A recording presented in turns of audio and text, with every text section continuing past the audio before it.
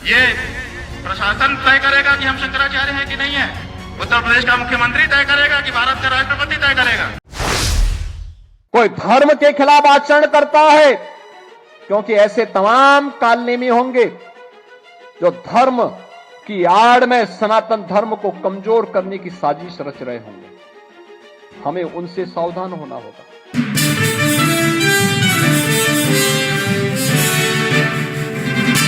दोस्तों नमस्कार, स्वागत है आपका आज के कार्यक्रम में। आज आपको एक कहानी सुनाता हूं। जी हां, सच्ची कहानी। वो कहानी है देश के सबसे चर्चित साधु स्वामी अविमुक्तेश्वरानंद की। वो खुद को शंकराचार्य कहते हैं, लेकिन संविधान ऐसा नहीं मानता। वो खुद को धर्म का रक्षक बताते हैं, लेकिन ज्यादातर लोग ऐसा नहीं मानते। वो खुद को सन्यासी कहते हैं, लेकिन धर्मगुरु उन्हें सन्यासी भी नहीं मानते। वो चुनाव भी लड़ते हैं और पराजित भी होते हैं, फिर भी उन्हें वीआईपी सुविधाएं चाहिए। सनातन के नाम पर खेल करने वाले इस साधु के बारे में आज हम पूरी बात बताएंगे। वीडियो थोड़ा लंबा होगा, लेकिन मैं दावा करता हूं कि इसके बाद स्वामी अविमुक्तेश्वरानंद के बारे में आपको जितनी भी भ्रांतियां हैं या जितनी भी जानकारी है वो इजाफा होगा, और जितनी भी भ्रांतियां हैं वो दूर हो जाएंगी। शुरुआत करते हैं उनके जन्म से। 15 अगस्त 1969 भारत अपना स्वतंत्रता दिवस मना रहा था, और उसी दिन उत्तर प्रदेश के प्रतापगढ़ जिले में पट्टी तहसील के एक छोटे से गांव ब्राह्मणपुर में एक बच्चा जन्मा। नाम रखा गया उमाशंकर। परिवार का सरनेम उपाध्याय था, तो उसका नाम पूरा हुआ उमाशंकर उपाध्याय। शायद उस साधारण ब्राह्मण परिवार ने कभी सोचा भी नहीं होगा कि आजादी के दिन जन्मा यह बच्चा एक दिन धर्म और राजनीति के सबसे विवादास्पद नामों में शामिल हो जाएगा। जो बच्चा तिरंगे के दिन पैदा हुआ, वही आगे चलकर न्यायपालिका से टकराएगा, धार्मिक संस्थाओं को चुनौती देगा और एक राष्ट्रीय विवाद का मुद्दा बन जाएगा। उमाशंकर का परिवार न बहुत अमीर था न बहुत गरीब, एक सामान्य ब्राह्मण परिवार। बस यही चाहता था कि बेटा पढ़े, आगे बढ़े, कुछ रोजगार हासिल कर ले। लेकिन जिस दौर में उमाशंकर बड़ा हुआ, वह दौर सामान्य नहीं था। उस दौर में 1970 के दशक में आपको याद होगा कि देश इमरजेंसी की छाया से गुजर रहा था। जाति आधारित आंदोलन तेज हो रहे थे और युवाओं में राजनीति तेजी से घर कर रही थी। उत्तर प्रदेश, जहां छात्र राजनीति, हिंसा और सत्ता की लड़ाई बहुत आम बात थी, इसी माहौल में उमाशंकर की शिक्षा होती है। एक तरफ जहां ज्यादातर ब्राह्मण युवक नौकरी की दिशा में जाते हैं या पारंपरिक सामाजिक कार्य करते हैं, वहीं उमाशंकर ने संस्कृत और धार्मिक अध्ययन का रास्ता चुना। यह चुनाव जो है वो बहुत साधारण नहीं था, इसलिए कि यह संकेत था कि उसकी महत्वाकांक्षा जो है वो 9 to 5 वाले जॉब में नहीं है। 1980 का दशक, उमाशंकर पहुंचा वाराणसी। वाराणसी में जो संपूर्णानंद संस्कृत विश्वविद्यालय है, वहां उसने शिक्षा हासिल करने की कोशिश की, और यहीं से उसकी जिंदगी की दिशा बदलने लगी, और यहीं से पहली बार विवाद भी शुरू हुआ। अब बात करते हैं 1994 की। 1990 का दशक भारत के सबसे उग्र दौरों में से एक था। मंडल आयोग, बाबरी विध्वंस, जातिगत संघर्ष, ये सारा कुछ उसी दौर में हुआ था, और आग की लपटें जो थी वो विश्वविद्यालयों तक भी पहुंच चुकी थी। 1994 में छात्र संघ चुनाव हुए, तो ये चुनाव सिर्फ चुनाव नहीं थे, ये एक जाति और राजनीति की खुली लड़ाई थी, खासकर संपूर्णानंद संस्कृत विश्वविद्यालय में जहां ऐसा वहां माहौल था, और उमाशंकर इसी में कूद पड़ा और हिंसा का हिस्सा भी बन गया। कितने लोग घायल हुए इसका कोई पक्का रिकॉर्ड नहीं है। वहां विवाद कितना बड़ा था इसका भी कोई साफ आंकड़ा नहीं है। लेकिन एक बात साफ है कि उमाशंकर पहली बार, उसका नाम कानूनी रिकॉर्ड में उसी दौर में दर्ज हुआ बतौर छात्र हिंसा का आरोपी। लेकिन इसके बाद कुछ नहीं हुआ। वो जेल भी नहीं हुई, न कोई सजा हुई, न कोई अदालत की कोई कार्रवाई चली, उसमें मामला निपट गया। सवाल उठता है क्यों? क्या किसी बड़े नेता ने बचाया? क्या किसी संगठन की छाया थी? क्या उसके ऊपर कोई हाथ था राजनीति का? इन सवालों के जवाब कभी नहीं मिले। लेकिन उमाशंकर ने यही एक बात समझ ली, अगर आपके पास सत्ता और संपर्क हो तो कानून सिर्फ कागजों पर रहता है। 1994 के बाद उमाशंकर अचानक गायब हो गया, सत्ता से भी, पूरी सीन से, पूरे परिदृश्य से। पूरे 8 साल तक वो गायब रहा। 1995 से 2002 तक न कोई साफ जानकारी, न कोई सार्वजनिक रिकॉर्ड। वह कहाँ था, किसके साथ था, किस गलियारे में था, राजनीति में था, धार्मिक संस्थानों में था, वो कहाँ था, वह यह दौर आज भी एक रहस्य है। उमाशंकर के पास भी इस बात का कोई ठोस जवाब नहीं है। फिर आया 15 अप्रैल 2003। उमाशंकर अचानक प्रकट हुआ, मतलब फिर सामने आया, इस बार सन्यासी के रूप में। उसने दंड संन्यास ले लिया और नया नाम रखा स्वामी अविमुक्तेश्वरानंद सरस्वती। नाम का मतलब जो ईश्वर से कभी अलग ना हो। नाम सुंदर था, लेकिन सवाल वही, क्या इंसान वाकई बदल गया था? क्या नाम बदलने से उसके भीतर का इंसान भी बदल गया था? संन्यास के बाद वह पूरी तरह गायब नहीं हुआ, वह जुड़ गया गंगा रक्षा आंदोलन से। लेकिन यहां एक सच्चाई छुपा दी गई। इस आंदोलन के वास्तव में जो नेता थे वह थे प्रोफेसर जीडी अग्रवाल। जी हाँ, एक बहुत बड़ा नाम था, आईआईटी कानपुर के प्रसिद्ध पर्यावरण वैज्ञानिक, वहां के शिक्षक भी थे। और 13 जून 2008 को उन्होंने उत्तरकाशी में 38 दिनों का अनशन किया था। उसके बाद फिर वाराणसी में आकर धरना भी दिया।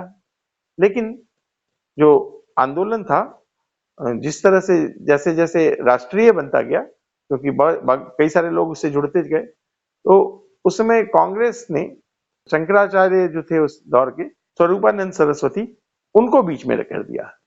और जैसे ही स्वरूपानंद जी आए, वैसे ही 17 जून 2008 को राष्ट्रीय गंगा अभियान घोषित कर दिया। मकसद साफ था कि भाजपा के हिंदुत्व के जो नैरेटिव थे उसके सामने एक बड़ा हिंदू चेहरा खड़ा कर दें स्वरूपानंद सरस्वती के तौर पर। सबको पता होगा कि स्वरूपानंद जी कांग्रेसी शंकराचार्य माने जाते थे। हरिद्वार में अनशन, वाराणसी में धरना, सब कुछ एक तय राजनीतिक योजना के तहत हुआ। और 4 नवंबर 2008 को जब मनमोहन सिंह सरकार ने गंगा को राष्ट्रीय नदी घोषित कर दिया, तो यह आंदोलन वहां से फिर नया मोड़ ले लेता है। लेकिन श्रेय किसे मिला? प्रोफेसर जीडी अग्रवाल पूरी तरह से भुला दिए गए। और यही अविमुक्तेश्वरानंद की सबसे बड़ी जो कला थी वो सामने आती है। किसी और के आंदोलन पर सवारी कर लेना, उसे कब्जा कर लेना और अपने नाम उसे एक ब्रांड बना लेना। 2008 के बाद वह फिर से लगभग गायब सा हो गया, कम दिखाई देने लगा। असल में यह ऐसा समय था जब वो भीतर की तैयारी कर रहे थे। उसका रिश्ता जो है वो शंकराचार्य स्वामी स्वरूपानंद सरस्वती जी से धीरे धीरे गहरा होता चला गया। हालांकि स्वरूपानंद ने कभी सार्वजनिक रूप से उसे उत्तराधिकारी नहीं घोषित किया था, लेकिन जो उमाशंकर की नजर थी वह उस समय कहीं और थी। वह थी शंकराचार्य की गद्दी पर, यानी जिस गद्दी पर उनके गुरु स्वरूपानंद सरस्वती जी बैठे हुए थे, उसी गद्दी पर। अगर पूरे सफर को देखें तो एक पैटर्न साफ दिखता है। पहले हिंसा, फिर कोई सजा नहीं, फिर गायब होना, फिर संन्यास, फिर आंदोलन, और फिर चुपचाप एक इंतजार, लंबा इंतजार जिसका उसको फल भी मिला। और यह इंतजार खत्म हुआ 11 सितंबर 2022 को, जब गुरुजी चले गए, यानी स्वरूपानंद सरस्वती जी की समाधि हो गई। और उसके बाद गुरु की का अंतिम संस्कार भी नहीं हुआ था कि चेले ने उनकी जो गद्दी थी वो हथिया ली, बिल्कुल किसी मुगल बादशाह की तरह। लेकिन अभी मामले में ट्विस्ट आना बाकी था। अगला ट्विस्ट आया 15 अक्टूबर 2022 को, एक महीने के भीतर ही सुप्रीम कोर्ट का आदेश आया। अदालत ने साफ कहा कि पट्टाभिषेक नहीं होगा, शंकराचार्य का टाइटल इस्तेमाल नहीं किया जा सकता। जो शंकराचार्य को मिलते थे छत्र, च्यवन, सिंहासन आदि, वो सब भी कुछ नहीं। सुप्रीम कोर्ट ने आदेश दिया क्योंकि इस नियुक्ति का कोई प्रमाण नहीं है। किसने उन्हें शंकराचार्य नियुक्त किया, इसका कोई औपचारिक प्रमाण नहीं था। पुरी के शंकराचार्य ने भी इस दावे को मानने से इनकार कर दिया। पुरी के शंकराचार्य जो हैं वो सबसे श्रेष्ठ माने जाते हैं, सबसे बड़े माने जाते हैं, लेकिन इसके बावजूद अगले ही दिन स्वामी अविमुक्तेश्वरानंद ने खुद को शंकराचार्य बना दिया। आश्रम के बोर्ड बदले गए, धार्मिक कार्यक्रमों में पूरा प्रोटोकॉल अपनाया गया, मीडिया के सामने खुद को जगत गुरु शंकराचार्य कहा गया। स्वामी अविमुक्तेश्वरानंद खुद को शंकराचार्य कहने लगे। यह सुप्रीम कोर्ट के आदेश की सीधी अवहेलना थी। वो बता रहे थे कि सुप्रीम कोर्ट जाए उनके खड़ाओं के नोक पर। अब आता है जनवरी 2024। अयोध्या में राम मंदिर की प्राण प्रतिष्ठा, जो प्रतिमा थी उनकी प्राण प्रतिष्ठा थी।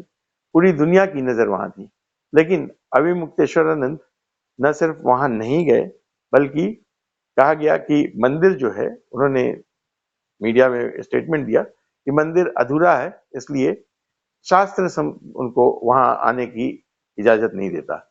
लेकिन असली वजह कुछ और थी। अगर वह शंकराचार्य बनकर वहां जाता तो वो अन्य वैधानिक शंकराचार्य भी जो वहां मौजूद होते और फिर उनके बीच टकराव होता। सुप्रीम कोर्ट में सीधी चुनौती खड़ी हो जाती कि भाई बाकी 3 शंकराचार्य के साथ ये चौथा नकली शंकराचार्य कैसे आ जाता। इसलिए उन्होंने पूरा बहाना बनाया, नैरेटिव गढ़ा कि शंकराचार्य नहीं जाएंगे। बहरहाल पूरी कहानी में एक ही राजनीति दिखती है, वो राजनीति है कानून की आड़ और धर्म की भाषा। 11 सितंबर को गुरु गए, 12 सितंबर को शिष्य ने सिंहासन पर कब्जा कर लिया। यह धार्मिक उत्तराधिकार नहीं था, यह एक तख्ता पलट था, जैसा कि मैंने बताया, जैसे मुगलों में होता था। और सबसे चौंकाने वाली बात यह थी, जो आज भी सुप्रीम कोर्ट का आदेश होने के बावजूद वह खुलेआम खुद को शंकराचार्य कहलाते हैं। कोई कार्रवाई नहीं, कोई अवमानना नहीं, कोर्ट भी चुप है, क्योंकि भारत में धर्म अक्सर कानून के ग्रे जोन में रहता है।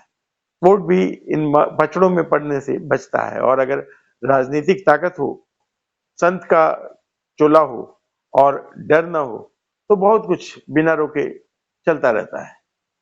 11 सितंबर 2022 स्वामी स्वरूपानंद जी का गोलोक गमन हुआ और ठीक उसके अगले ही दिन यानी 12 सितंबर 2022 को उमाशंकर उपाध्याय उर्फ अविमुक्तेश्वरानंद खुद को 46वां शंकराचार्य घोषित कर लेते हैं।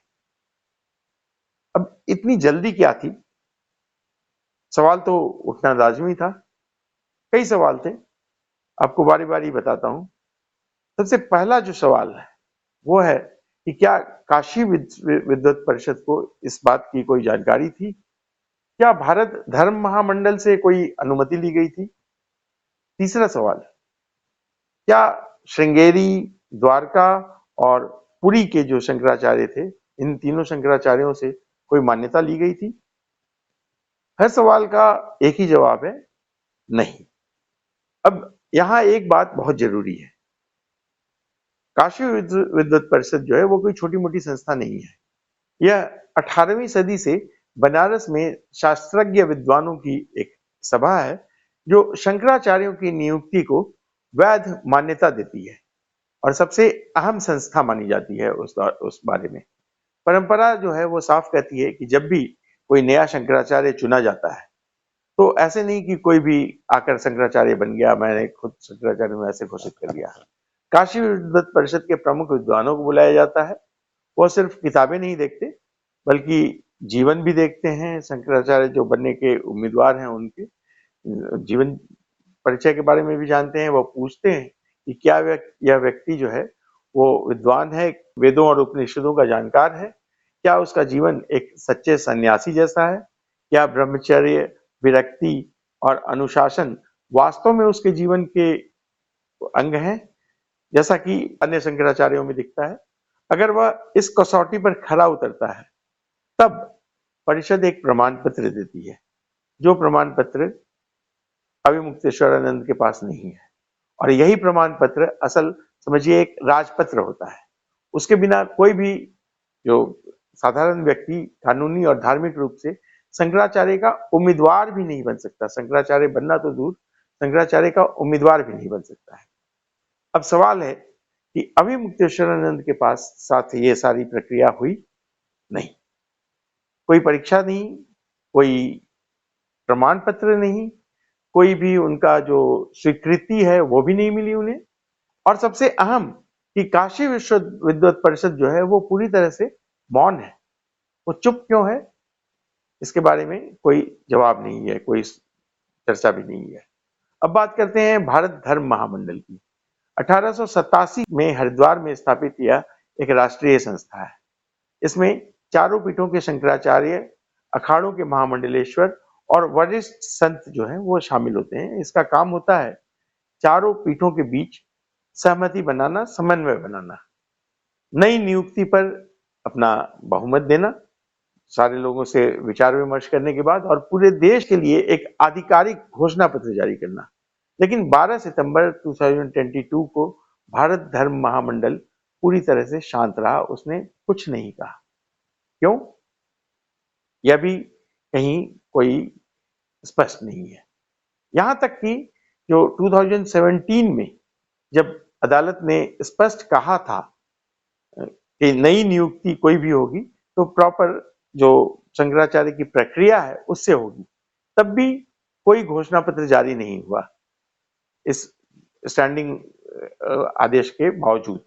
असल में 2017 के बाद भारत धर्म महामंडल खुद ही दो गुटों में बढ़ गया था। वहां एक गुट था जो स्वरूपानंद सरस्वती के साथ रहता था और दूसरा गुट किसी और दावेदार के साथ रहता था। आपको पहले भी बता चुका हूं कि स्वरूपानंद सरस्वती कांग्रेस के द्वारा प्रोजेक्ट किए हुए राजनेता कम सन्यासी थे, और जब स्वरूपानंद सरस्वती की मृत्यु हुई तो यह बंटवारा और भी गहरा हो गया। स्वरूपानंद सरस्वती की खुद की नियुक्ति भी विवादों में रही, उस पर किसी और वीडियो में चर्चा करेंगे। अब आते हैं 3 अन्य पीठों पर, श्रृंगेरी, द्वारका और पुरी। परंपरा कहती है कि ये जो नई नियुक्तियां होती हैं उसके पहले इन तीनों शंकराचार्यों से आधिकारिक रूप से उनको बुलाया जाता है, इन तीनों को, और उसके बाद वो आते हैं। एक समारोह आयोजित होता है, उसमें वो बैठते हैं और जो नए शंकराचार्य हैं उनका तिलक करते हैं, उन्हें मान्यता देते हैं। यह पूरी प्रक्रिया 12 सितंबर 2022 को बिल्कुल नहीं हुई, ना कोई उसके लिए आमंत्रण दिया गया, कोई उपस्थिति भी नहीं थी, और कोई तिलक या राज तिलक या जो भी समारोह होता है उस तरह का कोई समारोह भी नहीं हुआ। बस परमहंसी गंगा आश्रम के कुछ स्थानीय पुरोहित थे और वो वेदों की जो ऋचाएं थी वो पढ़ दिए, और फिर 15 अक्टूबर 2022 को याद होगा आपको कि सुप्रीम कोर्ट में एक बड़ा मोड़ आता है। पुरी गोवर्धन मठ के जो शंकराचार्य थे स्वामी निश्चलानंद, उन्होंने अपना एफिडेविट जारी किया, वहां पर दाखिल किया, और साफ कहते हैं उस एफिडेविट में उन्होंने साफ कहा हम अविमुक्तेश्वरानंद को शंकराचार्य के रूप में मान्यता नहीं देते हैं। यह बयान उस दौर में बहुत बड़ा था, क्योंकि मैंने आपको शुरू में भी बताया था कि पुरी के शंकराचार्य जो थे वो तीनों में सबसे वरिष्ठ थे, लेकिन श्रृंगेरी और द्वारका वहां भी सन्नाटा था। एक ही शंकराचार्य आए देखिएगा, लेकिन बाकी दोनों नहीं आए, कोई बयान तक नहीं जारी किया उन्होंने, कोई प्रेस रिलीज भी नहीं जारी किया। शायद इसे आंतरिक मामला मान लिया गया, क्योंकि ठीक है भैया हमारा अपना मामला है, उनका अपना मामला, ऐसे मान लिया गया, या शायद राजनीतिक रूप से इसको संवेदनशील समझा गया और साधु इसमें चुप रहे। लेकिन यही मौन 33 साल तक स्वरूपानंद जी को और 4 साल तक अविमुक्तेश्वरानंद को शंकराचार्य बने रहने का लाइसेंस दे गया। 2017 में इलाहाबाद हाई कोर्ट ने स्पष्ट कहा था कि नया शंकराचार्य कोई भी बनेगा तो वो काशी विद्वत परिषद भारत धर्म महामंडल और अन्य 3 पीठों के शंकराचार्य उन सबको मिलकर चुनेंगे उसे। प्रक्रिया शुरू भी हुई थी, लेकिन बीच में ही अटक गई। क्यों अटक गई? इसका कोई ठोस जवाब अभी तक नहीं है। माना जाता है कि भारत धर्म महामंडल के अंदर जो भीतर जो 2 गुटबाजी थी, उनके बीच आपस में खुला युद्ध शुरू हो गए। एक पक्ष का कहना था कि पहले अंतरिम अनुमति दो, फिर दूसरा कहता था कि पहले चुनाव होगा, उसके बाद फिर नियुक्ति होगी, और यही जो दोनों के बीच टकराव था, इसी खींचतान में ये जो प्रक्रिया थी वो खत्म हो गई। 1989 से लेकर आज तक कोई नई सर्वमान्य नियुक्ति नहीं हो पाई। 2017 में एक और आरोप सामने आया कि संस्था पर कब्जा जमाने के लिए फर्जी सदस्य बनाए गए। 320 नाम रखे गए जो उसमें जोड़े गए थे। अब इसकी सच्चाई क्या है यह समझ लीजिए। यह तय नहीं है अभी तक, लेकिन इतना साफ है कि एक धार्मिक संस्था विवादों के बीच में गिर गई थी। यह एक धार्मिक ग्रे जोन था, न हाँ न ना, कुछ भी नहीं। ग्रे जोन मतलब बिल्कुल शांत, आप उस मुद्दे पर कुछ बोल भी नहीं सकते, कुछ चर्चा भी नहीं कर सकते। काशी विश्व विद्वत परिषद क्यों चुप है? भारत धर्म महामंडल क्यों बटा हुआ है? अन्य शंकराचार्य क्यों मौन है? इन तमाम सवालों में कोई भी उत्तर स्पष्ट नहीं है, क्योंकि धर्म और राजनीति यहां खुल चुके हैं। अगर ये संस्थाएं अभिमुक्तेश्वरानंद को खारिज कर दें तो उन पर सांप्रदायिक हस्तक्षेप का आरोप लगने लगेगा। कोई भी कोर्ट जो है वो अगर उसके आदेश को भी अगर आप सीधा लागू करते हैं तो बात हो जाएगी कि अधर्म है। और अगर राजनीतिक रूप से कोई ताकतवर लोगों से टकराएं तो इसको पलटवार भी माना जा सकता है, क्योंकि आपको पता ही होगा कि जो राजनीति कैसे किसी साधु को प्रोटेक्ट करती है। इसलिए यह ग्रे जोन सुरक्षित है, इस पर कोई बोलने वाला नहीं है और शंकराचार्य मस्त है। 21 जनवरी 2026 काशी विद्वत परिषद को एक और मौका मिला। माघ मेला अथॉरिटी प्रयागराज ने सीधा अभिमुक्तेश्वरानंद से पूछा कि आप शंकराचार्य क्यों लिख रहे हैं? क्या आपके पास काशी विद्वत परिषद की कोई मान्यता है? यह एक निर्णायक क्षण था। सुप्रीम कोर्ट के आदेश को अपनी अथॉरिटी से मजबूत करने का मौका था। जो काशी विद्वत परिषद है वो अपनी उपयोगिता साबित कर सकती थी, लेकिन अब भी फिर वही मौन, और यही मौन अभिमुक्तेश्वरानंद की सबसे बड़ी ताकत है। वह जानते हैं कि भारत में धार्मिक विवाद जो है वो कभी भी पूरी तरह से खत्म नहीं होते। अगर 10 लोगों ने उनको मान लिया कि वो शंकराचार्य हैं तो वो लटक रहे, मतलब वो बने रह सकते हैं, और जब तक यह मामले लटके रहेंगे वह निडर बने रहते हैं कि हमें कौन हटाता है। सबसे बड़ा जो उनका अहंकार है वो यही रहता है। तो यह थी एक छोटी सी कहानी स्वामी अभिमुक्तेश्वरानंद के बारे में, जो इस समय विवादों के केंद्र में है।